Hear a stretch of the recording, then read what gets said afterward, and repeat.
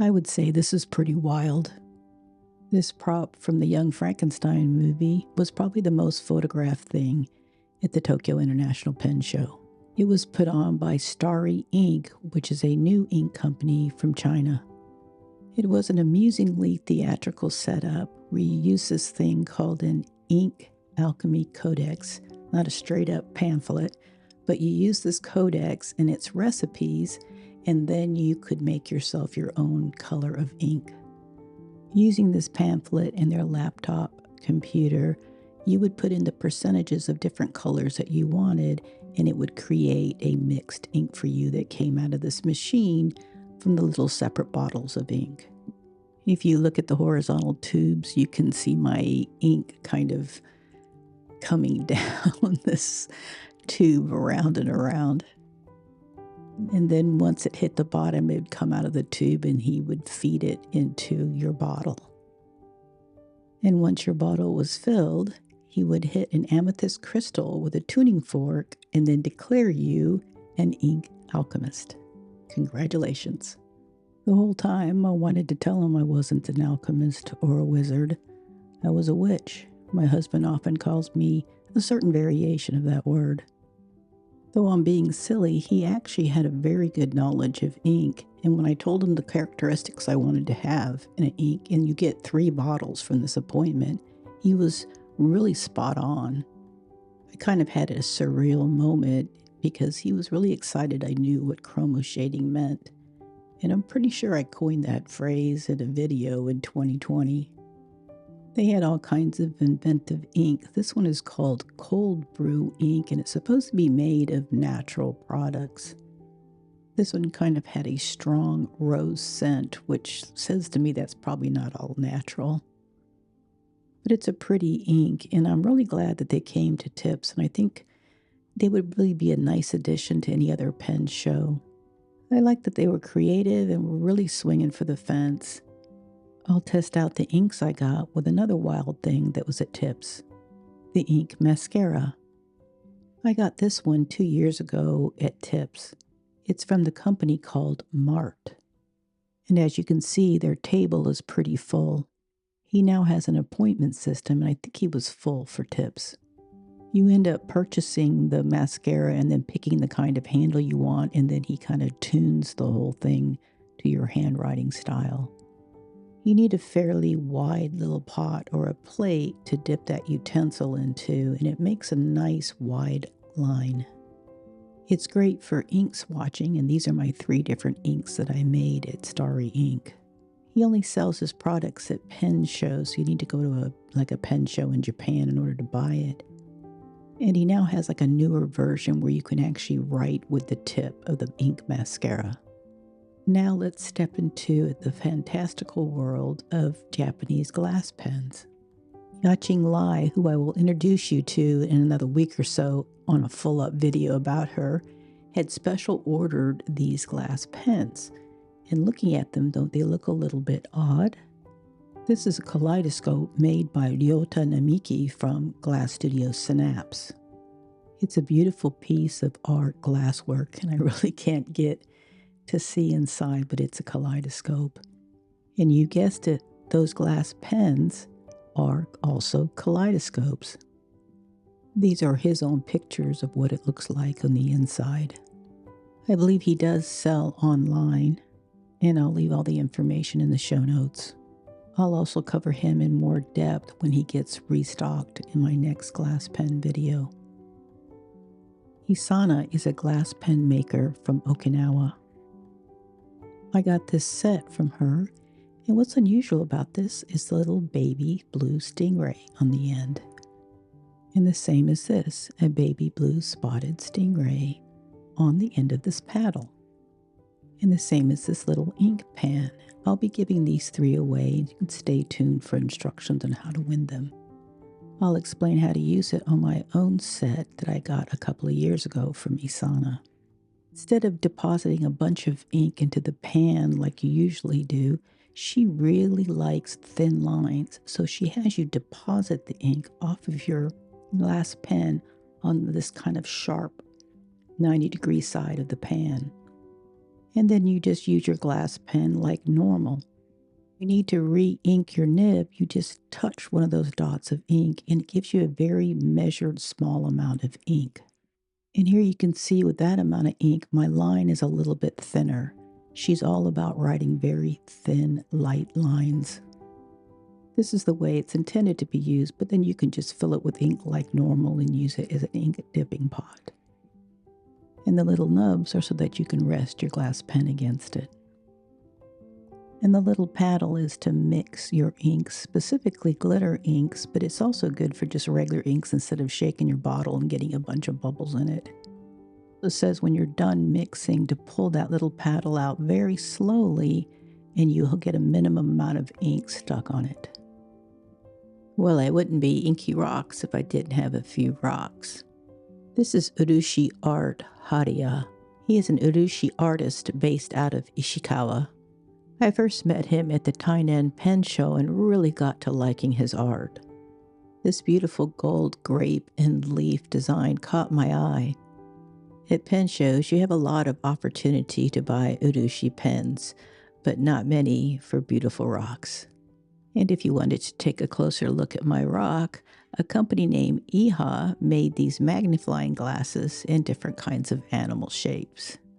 And next to my rock is this beautiful glass pen by Northern Lights Glass. The first thing you'll notice is its weird nib and its odd frosted section. For starters, the nib is removable, that's why it's frosted.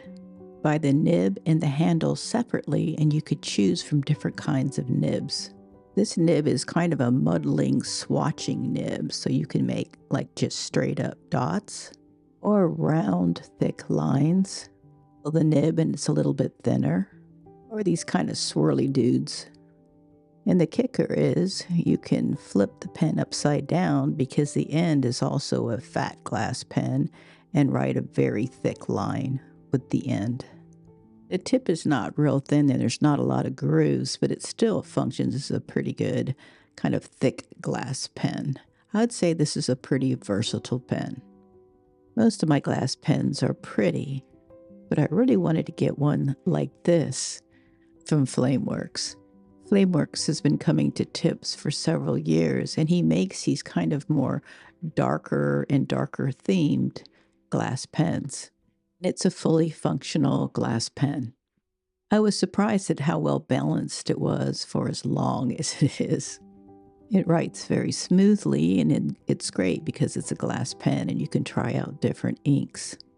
The only problem I had is kind of storing it. I kind of put it on a extra long pen stand. Another thing that Flameworks makes are these ink muddler swatchers. And as you can see, he likes these dark colors and these kind of jagged looking instruments. These are perfect for making little smudges of ink. So you're like, okay, Elisa, what about fountain pens? Okay, this is Laurett's. Take a look at the detail on this, the kind of like even long lines. That's because Laurett's is famous for making like knurled knobs for cars and different machinery.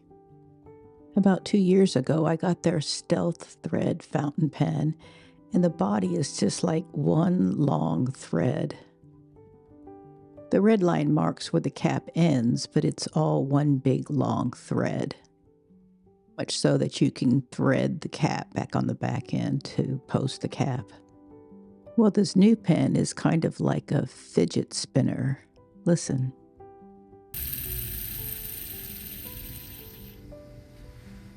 And that spinner has a flat spot, kind of like a subtle roll stop.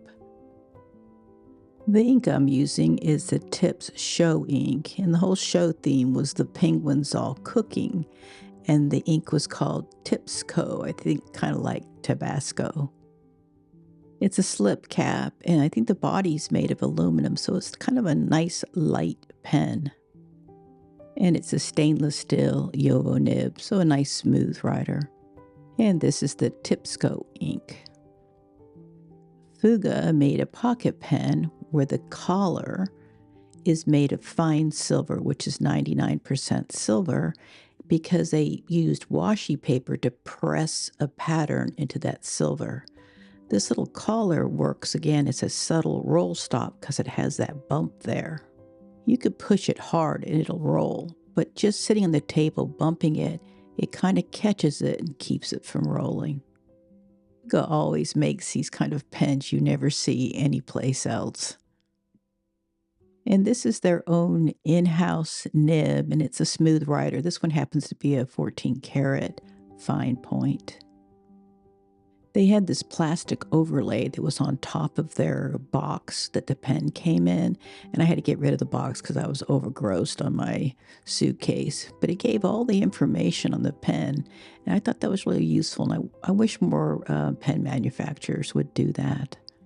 You can see the cap and body is made of this TC4 titanium alloy, I think. And he did say there was a mistake that the collar was not 925 silver, which is sterling silver. It's fine silver, which is 99% silver. And then my nib is 14 karat gold. The feet is ebonite, and it's got the length of both the body and the cap. And of course, I had to check out the stuff that BUNGUBOX was offering, and I ended up getting this little 2-pen pen case that was super popular at the DC Pen Show, and they sold out of it. This is called the Witch's Purse because it has a little witch's hat, a cat, and a quill kind of subtly embossed on the bottom right-hand corner. It's an unusual pen case because it kind of has a distressed look to it and this dark metal kind of coin purse clasp on the top. It's made to hold 2 small pens or pocket pens, and inside I have Fine Writing International's Penket pens, which I'll talk about more in my Tainan Pen Show video and Taiwan stationery shops. Here you can see it's just a really kind of cute looking little holder for pens. You can easily slide it into a little tiny space in a purse or a bag. The theme this year for tips was penguins cooking, and here on their converter they have a little penguin with a frying pan, an egg, and a spatula, and this is all done in Urushi. And there's also a Wajima Urushi penguin on a sailor converter too. BUNGUBOX never disappoints. My friend Ya-Ching also introduced me to a company named Shelter, and this is a long pen case where there's sponge down the bottom where she's touching on the inside, and that part slides open. Here I'm pointing out where the sponge is on the inside. You can't see it. This is a pen case specially made for glass pens. It also has like inserts there where you can adjust the width so it can really make your glass pen snug. They were out of their glass pen cases, but I got a 3-pen regular pen case and this pen holder. These are leather products, and it's really nice leather with really great stitching, and they're based out of Korea. It has this kind of unusual snap closure. You can see I'm using the little adjustment pieces to make the individual slots a little bit tighter. Leather and suede, and it's unusual that it's kind of a hard case even though the leather is soft. On the pen holder you can see that it's kind of hooked into that little hole there. You just bend it and snap into that part there. You do that on both sides, and you've made yourself kind of a 2-pen pen stand or holder. It's pretty ingenious. It would be useful for like take it to like a pen meetup or something because it lays flat when you fold it up. I love going by the Wanderlust table because they always have interesting things there too. They carry unique items from artists that I like. I did a short on LCN Studios anniversary box. These are hard to find now and I lucked out, but I want to highlight a couple of products. This is Ukidel. It's 2 bottles and a stamp pad. You basically ink up the stamp pad with that white bottle stuff by putting it in this little round container and then putting the stamp pad onto it. And then you take your chosen stamp and stamp it really thoroughly on that pad. And then you stamp that onto the paper that you want to use, like as an ink card or something. You're not going to really be able to see the design. And then you use the clear liquid to clean off your stamps. And now you've made yourself an ink swatching card. I tried several different kinds of ink, chroma shading and like ink with sparkles. It all worked really well. Esther is in negotiations to carry this Gangy, which is an ink eraser. There's 2 bottles inside the box, one with the red top and one with a white top. The box says to apply the liquid with the red top, then the one with the white top, and the one with the red top. So I put a little bit of the liquid in the red bottle in a beaker and the liquid in the white bottle in a separate beaker so I wouldn't mess up the liquids inside the bottle when I dipped my Q-tip in there. I think it would have been better to dip like a glass pen or something a little bit more finer to just go over the letters themselves, but I'm just kind of like just use the Q-tip. Once you put the red stuff on, you blot it, and then you put the white stuff on. And here I'm putting the liquid from the white top bottle onto the letters. Then after I do that, I'll blot that up and then reapply the stuff in the red bottle. This stuff was made for like calligraphers or people, making fancy documents or something, and they make a mistake. And then you're supposed to be able to take the ink off without messing up the paper. And here I'm applying the pink liquid that's in the red top bottle, and that's your last step. I probably applied way too much liquid. That's why the paper's kind of wrinkling up a bit. It looks like this stuff works pretty good. Okay, to enter the giveaway for these 3 glass items with the baby stingrays on it, it doesn't include the rock in the center there. That's a gift from a fellow fountain pen user. Go over to my Instagram, follow me, and put 1 comment under this post. Multiple comments won't help you, and you don't need to tag anybody or post anything. At the end of the Thanksgiving weekend, I'll close the giveaway and then pick a winner with a random comment picker. I'll write who the winner is on this post, and I'll also contact you by message on Instagram. Happy Thanksgiving and good luck.